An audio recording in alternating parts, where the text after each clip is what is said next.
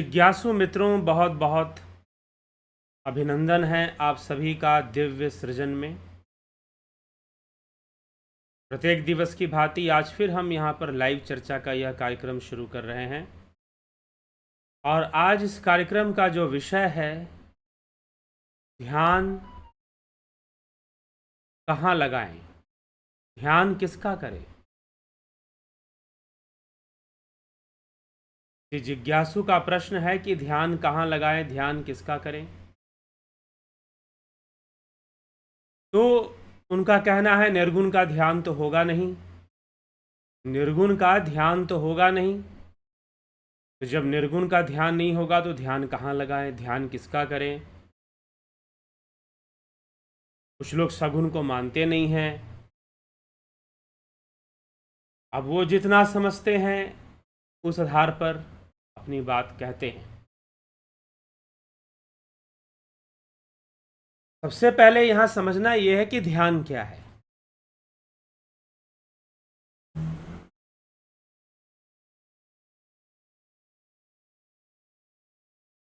सबसे पहले यहाँ समझना है कि ध्यान क्या है और धारणा क्या है। कई बार लोग जो संसार में, क्योंकि ऐसे शब्दों का प्रयोग समाज में होता रहा है, इसलिए बहुत कन्फ्यूजन क्रिएट होता है, बहुत संशय पैदा होता है। जैसे आपको कहा गया ध्यान से पढ़ाई करो, आपको कहा गया ध्यान लगा के पढ़ाई करो, ध्यान लगा के काम करो कोई। अब इसी से आपने ध्यान का अर्थ निकाल लिया। लेकिन जब आप योग विषय पे बात करेंगे, जब आप आध्यात्मिक विषय पे बात करेंगे, तो वहां पर ध्यान कुछ और है। ध्यान लगा के पढ़ाई करना, ध्यान लगा के काम करना, यह अलग विषय है। और ध्यान लगाना, ध्यान में लीन होना, आध्यात्मिक दृष्टिकोण से या योग सूत्र के अनुसार, योग शास्त्र के अनुसार, या हमारे जो वैदिक शास्त्र हैं, योग शास्त्र वैदिक शास्त्र ही है, योग सूत्र वैदिक शास्त्र ही है। तो जो हमारे वैदिक शास्त्र हैं वो इस विषय में हमें कैसे समझाते हैं, हमने कभी यह जानने का प्रयास नहीं किया। और ध्यान को बस कहीं पर आंखें गड़ा देना या शायद अपने मन को कहीं कुछ टिकाना, ये इसको हमने ध्यान मान लिया। नहीं, ये ध्यान नहीं है। योग दर्शन के अनुसार यह ध्यान नहीं है। योग दर्शन के अनुसार यह क्या है? योग दर्शन के अनुसार यह धारणा है, ध्यान नहीं है। ध्यान कुछ और है। ध्यान किया ही नहीं जाता। पहली बात तो यह समझ लीजिए कि ध्यान किया ही नहीं जाता। ध्यान तो स्वतः होता है। कब स्वतः होता है? जब आप धारणा करते हैं तो धारणा के परिणाम स्वरूप ध्यान होता है। धारणा के परिणाम स्वरूप ध्यान की प्राप्ति होती है। अभ्यास धारणा का करना है। उसमें भी बाहरी क्रियाओं के लिए ध्यान शब्द का प्रयोग नहीं किया गया। जैसे कि बाहर से आप मान लीजिए कोई भगवान की, किसी देवी देवता की मूर्ति है, आप उस पर आंखें टिकाए हुए हैं, यह त्राटक क्रिया है।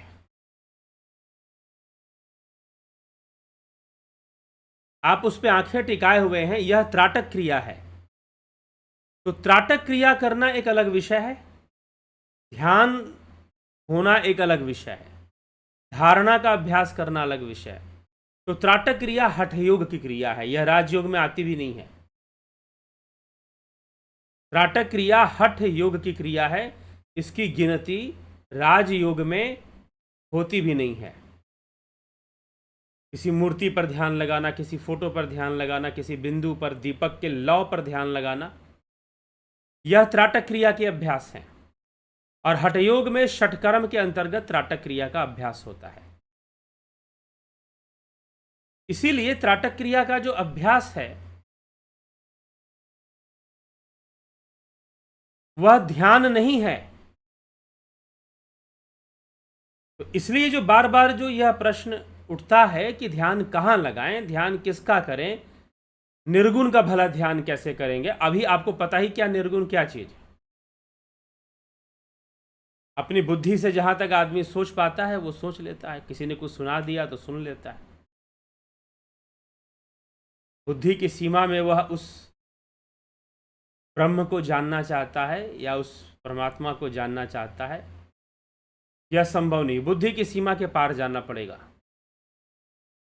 अब इस बात को देखिए, बुद्धि से संभव नहीं है, ईश्वर की प्राप्ति बुद्धि से संभव नहीं है, लेकिन इस बात को लोग बहुत ही गलत इंटरप्रेट करते हैं। मैं देखा हूं आश्रमों में बहुत सारे लोग, गुरुजी लोग अपने शिष्यों कहेंगे अरे बुद्धि का विषय नहीं। अरे बुद्धि का विषय नहीं है, इसका मतलब यह है कि बुद्धि के परे जाने का मार्ग ढूंढो। इसका मतलब यह नहीं है कि बुद्धि लगाना ही बंद कर दो। और योग मार्ग क्या है? अष्टांग योग मार्ग, चित्त वृत्ति निरोध का मार्ग क्या है? बुद्धि के परे जाने का मार्ग है। बुद्धि की परावस्था में जाने का मार्ग है, जहां पर, क्योंकि चित्त वृत्तियों का जब निरोध हो जाएगा, गुणों की समता आ जाएगी, तो बुद्धि का कोई कार्य बचेगा ही नहीं, बुद्धि का कोई कार्य रहेगा ही नहीं। तो बुद्धि के परे जाना भी संभव हो जाएगा। फिर ध्यान से संभव हो पाएगा, बुद्धि के परे जाना ध्यान से ही संभव हो पाएगा। तो ध्यान क्या है? एक वृत्ति हो जाना, एक ही भाव हो जाना ध्यान है। एक ही भाव हो जाना ध्यान है। पहले तो आप यह समझे, सबसे पहले समझना जरूरी है कि ध्यान किस चिड़िया का नाम है, ध्यान किसको कहते हैं। अभी आप ध्यान की तुलना कहां से कर रहे हो? बाहरी कंसंट्रेशन से कर रहे हो कि भाई ध्यान लगा के पढ़ाई करो, ध्यान लगा के काम करो, तो आपने समझ लिया शायद यही ध्यान है। जी नहीं, ऐसा कोई ध्यान नहीं है। इस तरह का जब हम अभ्यास करते हैं तो उसे बाहर से हम या तो त्राटक क्रिया कहेंगे, साधना में बैठकर ऐसा अभ्यास हो रहा है तो उसे हम धारणा कहेंगे। धारणा, ध्यान, समाधि, इस प्रकार से यह चर्चा मिलती है, धारणा, ध्यान, समाधि।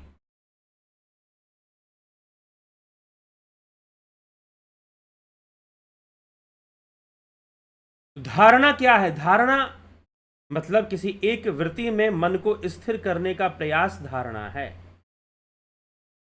और जब यह प्रयास सिद्ध हो जाए, एक वृत्ति बनी रहे, एक ही भाव अवस्था बनी रहे, तो ध्यान होता है। अब धारणा कहां पर होगा? सगुण में होगा कि निर्गुण में होगा? निश्चय ही सगुण में होगा, क्योंकि वृत्तियों में होगा और वृत्तियां सगुण होंगी। वृत्तियां तीन गुणों के वशीभूत होंगी, सतोगुण, रजोगुण, तमोगुण के वशीभूत होंगी। तो वृत्तियों में धारणा होगी। अब वृत्तियां किसी भी रूप में हो सकती हैं, किसी एक वृत्ति में धारणा होगी। किसी एक वृत्ति को बढ़ाना, उसकी फ्रीक्वेंसी को बढ़ाने की कोशिश करना, अन्य वृत्तियों का निरोध कर देना, अन्य वृत्तियों का बाध कर देना, अन्य वृत्तियों पर किसी प्रकार का चिंतन या ध्यान न करना, बल्कि एक ही वृत्ति पर अपने आप को टिकाए रखना। इससे धारणा शुरू होगा। और जब एक वृत्ति होना, मन जब एक वृत्ति होना शुरू कर देगा, चित्त जब एक वृत्ति होना शुरू कर देगा, अन्य सभी वृत्तियों का जब बाध हो जाएगा, निरोध हो जाएगा और एक ही भाव रह जाएगा, तो एक ही भाव अवस्था सिद्ध हो जाएगी। यह एक ही भाव अवस्था सिद्ध होना ही ध्यान है। तो अभी आप एक भाव अवस्था में हैं, लेकिन जब इस एक भाव अवस्था में समरूपता आ जाती है, तो सबसे पहले संप्रज्ञात समाधि होगा। और जब एक भाव भी ना रहे, वह एक वृत्ति भी लय कर जाए, वह एक भाव भी लय कर जाए, तो समझो महासमाधि, कैवल्य की अवस्था आ जाएगी। वहां निर्गुण की प्राप्ति आपको हो जाए। तब ना कोई विचार है, ना कोई वृत्ति है, ना कोई सोच है, ना कोई इंद्रिय अनुभूति है। तब जाकर क्या होगा? समाधि अवस्था, कैवल्य की अवस्था बननी शुरू हो जाए। तो यह विषय पहले हमें पहले समझना है कि हम ध्यान कहां लगाएं, किसका करें। निर्गुण का ध्यान तो होता ही नहीं है। कहां तुमको किस शास्त्र ने कहा है कि निर्गुण का ध्यान करो? निर्गुण लक्ष्य है। ध्यान, धारणा का जो प्रारंभ है वो किसी न किसी वृत्ति में होगा। और वृत्ति सगुण होती है, निर्गुण हो नहीं सकती। अब आप कहोगे कि भाई नहीं, हम कृष्ण में ध्यान लगा, तो कृष्ण वृत्ति कहेंगे उसको हम। कोई कहेगा हम राम जी में ध्यान लगाएंगे, कोई कहेगा हम शिव में, भगवान शंकर में, सावन का महीना शिव जी में। ठीक है, वो भी धारणा है। आप धारणा का अभ्यास कर रहे हैं, आप ध्यान का अभ्यास नहीं कर रहे हैं। इस विषय को समझिए।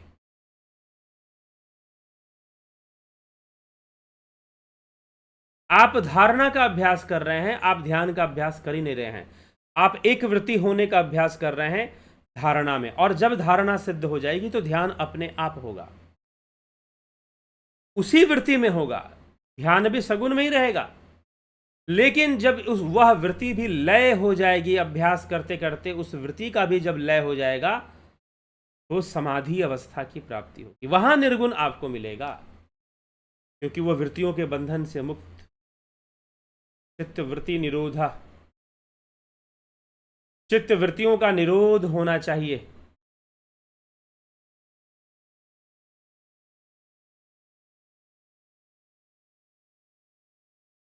चित्त वृत्तियों का निरोध होना चाहिए।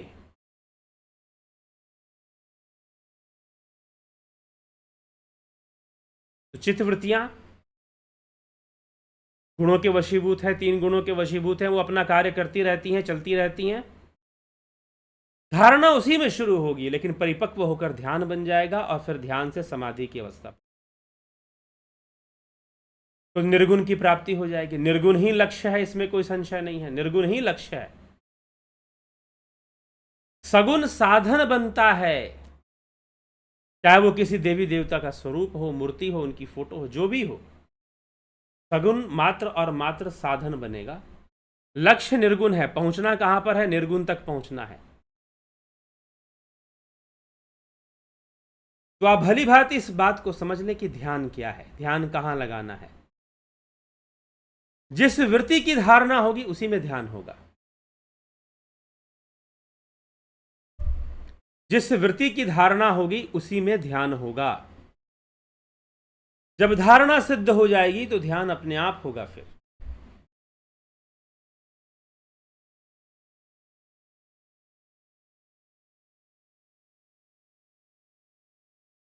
तो धारणा का अभ्यास होता है, धारणा का अभ्यास होता है, ध्यान का अभ्यास नहीं होता है। ध्यान तो अपने आप आएगा, जब धारणा अच्छे से होगी तो ध्यान अपने आप हमें मिलेगा। फिर तो यह डिफरेंस समझ लीजिए। ध्यान में आनंद है, ध्यान एकीभाव अवस्था है। नाद में ध्यान होता है, ज्योति रूप में ध्यान होता है। जब आंतरिक ध्यान करेंगे आप तो अंतर में ही होगा। वास्तव में जो अष्टांग योग का ध्यान है वो किसी बाहरी वस्तु पे करने के लिए नहीं है। अष्टांग योग में जो ध्यान का वर्णन है, धारणा, ध्यान, समाधि, तो वो किसी बाहरी वस्तु पर ध्यान करने के लिए नहीं है। बाहरी वस्तु पर आंखें खोलकर बैठने के लिए नहीं है वो।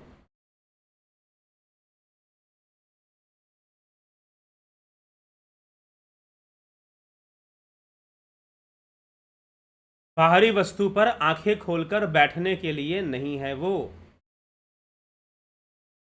क्योंकि बाहरी वस्तु पर आंखें खोलकर बैठना यह त्राटक क्रिया है, यह तो धारणा भी नहीं है।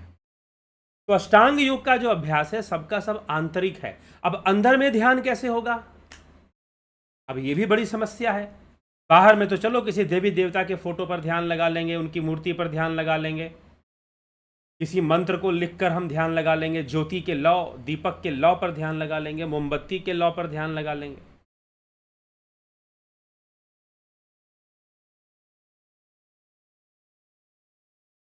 लेकिन आंतरिक विषय पर आंखें बंद कर कर भला ध्यान कैसे होगा? एक महानुभाव इस पर उनको विश्वास ही नहीं हो पा रहा, आंखें बंद कर कर हम ध्यान कैसे कर लेंगे? अंतर जगत में उतरने की विद्या नहीं मिली, जब मिलेगी, अंतर जगत में उतरने की विद्या जब मिलेगी तो सही से यह विषय भी समझ में आ जाएगा कि ध्यान किसको कहते हैं। नहीं तो अभी बाहरी क्रियाओं को ही हम ध्यान समझे बैठे कि यहां ध्यान लगा लो, वहां ध्यान लगा लो। ये ध्यान नहीं है, त्राटक क्रिया बोल सकते हो। अगर आप किसी मूर्ति पर, देवी देवता की मूर्ति पर ध्यान लगाते हो या उनकी फोटो पर ध्यान लगाते हो, स्वरूप पर, तो त्राटक क्रिया कह लोगे ज़्यादा से ज़्यादा, ये त्राटक क्रिया है, और क्या कहोगे?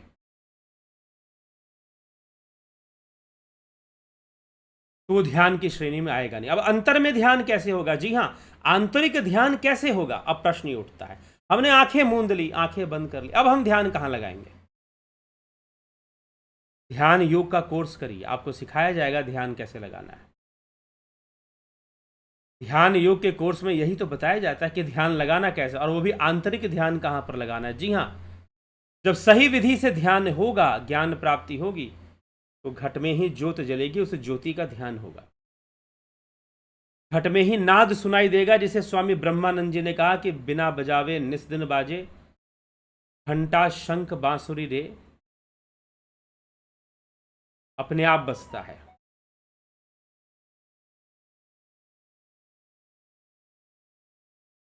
अपने आप बजता है, बिना बजावे निस दिन बाजे,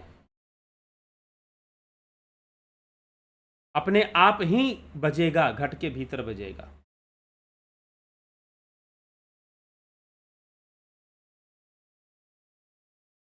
घट में ही सुनाई देगा, तो उस नाद का ध्यान होगा, नाद ध्यान बोलेंगे हम उसको।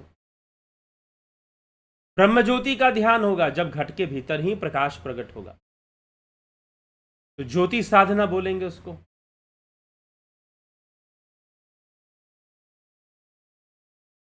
और नाद ध्यान बोलेंगे उसको।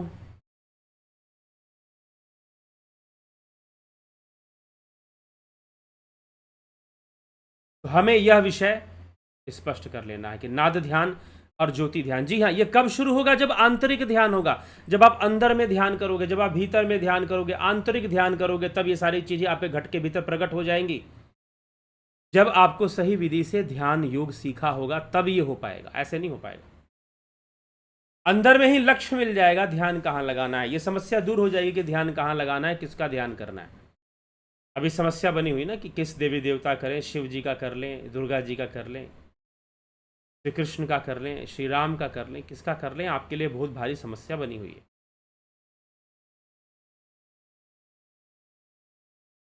तो अभ्यास करने से, ध्यान योग का कोर्स इसीलिए दिया गया है आपको, ताकि आप अंतर जगत में ध्यान लगाना सीख पाओ। 20 जुलाई से शुरू हो रहा है। आप अगर इस कोर्स के बारे में जानना चाहते हैं तो इस नंबर पर संपर्क करेंगे और व्हाट्सएप मैसेज इस नंबर पे किया जा सकता है।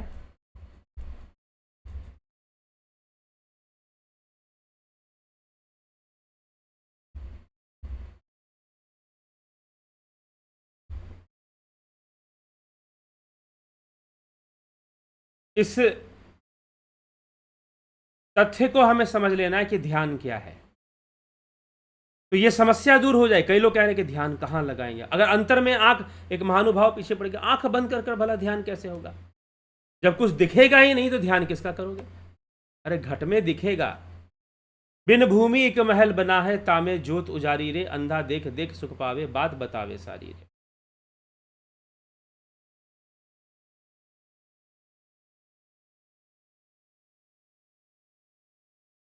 तो बिन भूमि एक महल, अंतर घट में दिखाई देगा,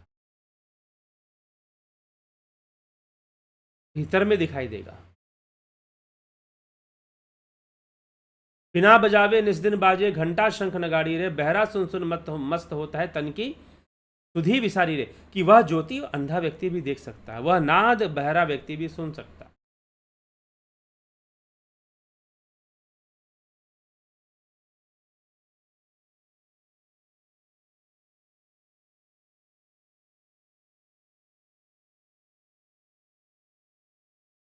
तो यह हमें स्पष्ट करना है, यह हमें समझना है। ध्यान अंतर जगत, वास्तव में जो ध्यान होता है वो अंतर जगत में होता है।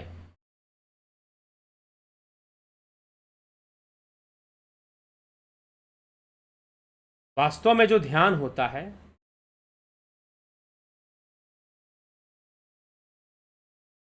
वह अंतर जगत में होता है, आंतरिक होता है, आंखें बंद कर कर होता है। बाहर से जो होता है वो त्राटक क्रिया है, वो बाहरी क्रिया है, वह ध्यान की श्रेणी में नहीं आता, इतना ध्यान रखिएगा।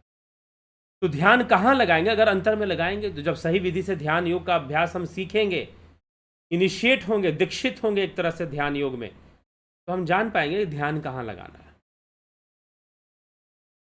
नहीं तो बाहर से भटकते रहेंगे, कंफ्यूजन के स्टेट में हम जाते रहेंगे।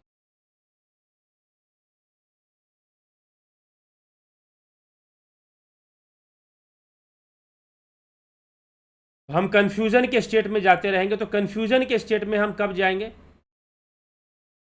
जब सही से हमें ध्यान की परिभाषा नहीं पता, धारणा के बारे में हमें नहीं पता, तभी होगा। इसलिए कहाँ ध्यान लगाएंगे, कहाँ नहीं लगाएंगे, इस पर चिंतित होने की आवश्यकता नहीं है। ध्यान योग का कोर्स कीजिए, अगर आपको संशय है ध्यान योग का कोर्स कीजिए। और प्राकृतिक चिकित्सा का कोर्स साथ में चलता है, दर्शन का भी कोर्स आप ज्वाइन कर सकते हैं, जरूर इनका लाभ उठाइए। बहुत सारे कॉन्सेप्ट्स आप क्लियर हो जाएंगे दर्शन के कोर्स में। तो चलिए आपकी टिप्पणी देखते हैं, आपके कमेंट्स देखते हैं कौन क्या कहता है। नवज्योति नाथ जी बहुत अभिनंदन है, योगेश खैरनर, अर्जन भाई चौहान जी, नरेंद्र माकोड़े जी, अमन कक्कर जी, अवनी प्रधान जी, चितरंजन बरुआ, गोविंद प्रसाद नीमा, विष्णु चंद्र मौर्य,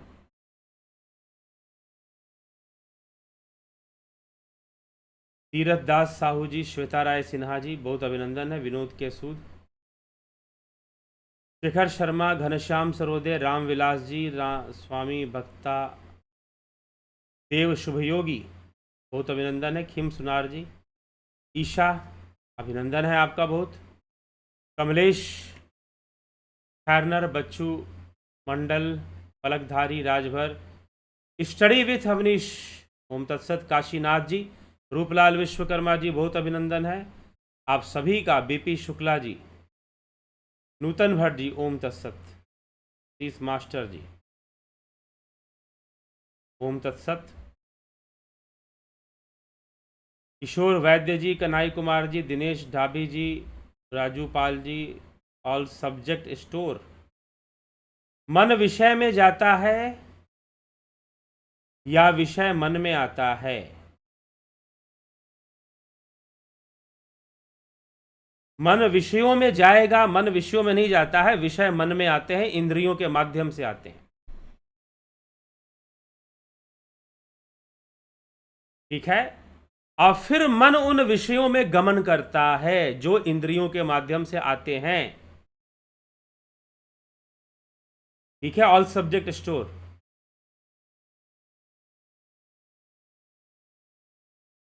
क्लियर है? आत्मा करता है या अकर्ता? आत्मा अकर्ता है लेकिन भोगता है, दृष्टा है। कभी दृष्टा दृश्य का संबंध बनता है।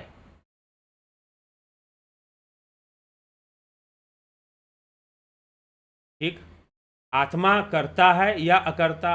आत्मा सर्वदा अकर्ता है, हमेशा अकर्ता है। मन भोगता है या आत्मा? आत्मा ही भोगता है।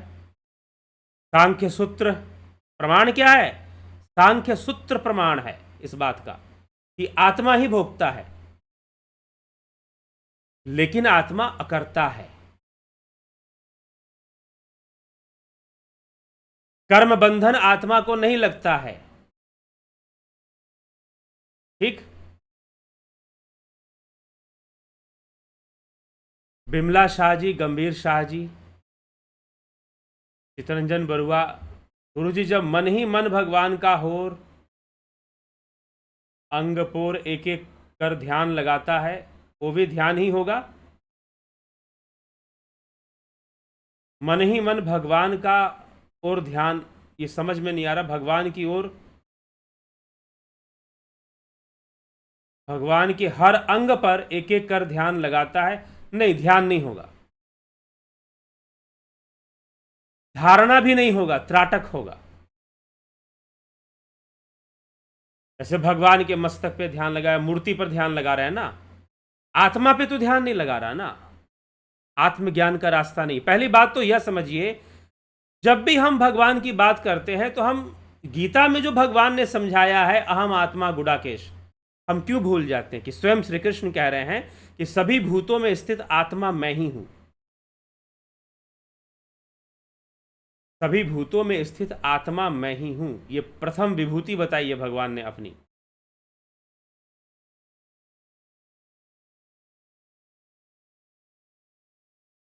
तो सभी भूतों में स्थित आत्मा मैं ही हूं, तो उस आत्मा को जानो। आत्मा को जानने से क्यों भाग रहे हो? बाहर से जो आप मूर्ति का ध्यान लगा रहे हैं, भगवान के अंगों का ध्यान लगा रहे हैं, ठीक है, आपकी एकाग्रता, आपका कंसंट्रेशन पावर बढ़ा देगा,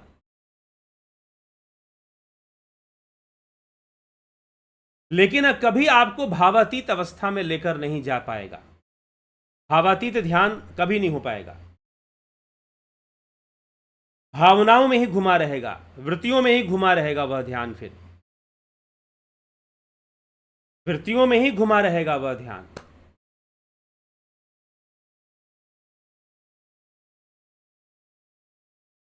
तो यह हमें समझना है।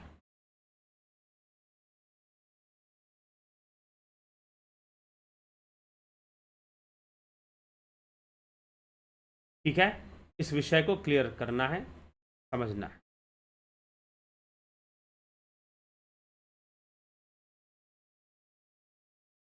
सुभाष लांडे जी, बहुत अभिनंदन है।